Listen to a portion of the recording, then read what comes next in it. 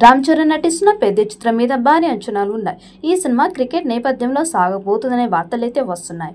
ఊర్లలో గల్లీ క్రికెట్ ని బేస్ చేసుకుని ఈ సినిమా కథని రాశారు బుచ్చిబాబు. ఈ చిత్రాన్ని భారీ స్థాయిలో రూపొందిస్తున్నారు.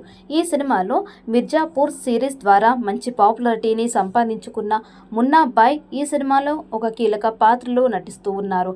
ఇక రీసెంట్ గా ఆయనకి సంబంధించిన ఒక పోస్టర్ ని కూడా రిలీజ్ చేశారు. అయితే ఈ సినిమాలో ఆయన విలన్ గా కనిపిస్తున్నారనే వార్తలు కూడా వినిపిస్తున్నాయి. రామ్ చరణ్ మున్నాబాయ్ల మధ్య ఒక భారీ సమరమే జరుగుతోంది.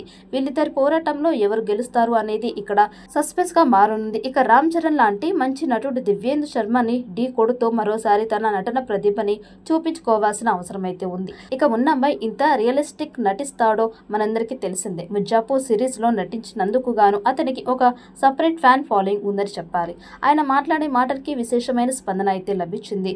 తాజాగా పుట్టినరోజు సందర్భంగా ఫస్ట్ లుక్ రిలీజ్ చేశారు. ఇందులో తను రామ్ బుజ్జి అనే ఇంట్రెస్టింగ్ క్యారెక్టర్లో కనిపిస్తూ ఉన్నట్లు రివీల్ చేశారు. క్రికెట్ బంతిని ఎగరేస్తూ ఇంటెన్స్ లుక్ లో కనిపిస్తున్న దివ్యేందు శర్మ లుక్ ఆకట్టుకుంటోంది. ప్రతి ఫస్ట్ షాట్ గ్లిమ్స్ ఎలాంటి రెస్పాన్స్ అందుకుందో చూసాం. ఇందులో రామ్ చరణ్ క్రికెటర్ పాత్రలో కనిపించి విపరీతంగా ఆకట్టుకున్నారు. క్రికెట్ మ్యాచ్ తో మొదలు అయ్యే glimpse Ram Charan mass look signature shot అంచనాలు పెంచింది. రామ్ చరణ్ ఆడిన ఆటకి సరైన బౌలర్ అంటే ఎలా ఉండాలో లేటెస్ట్ దివ్యేందు లుక్ చెబుతోంది. మాస్ లుక్ మైండ్ గేమ్స్ ఆడే క్యారెక్టర్ గా రామ్ బుజ్జి పాత్ర ఉంటోంది. మరి రామ్ బుజ్జి బౌలింగ్ లో పెద్ద ఎలాంటి షాట్స్ ఆడతాడో చూడాలి.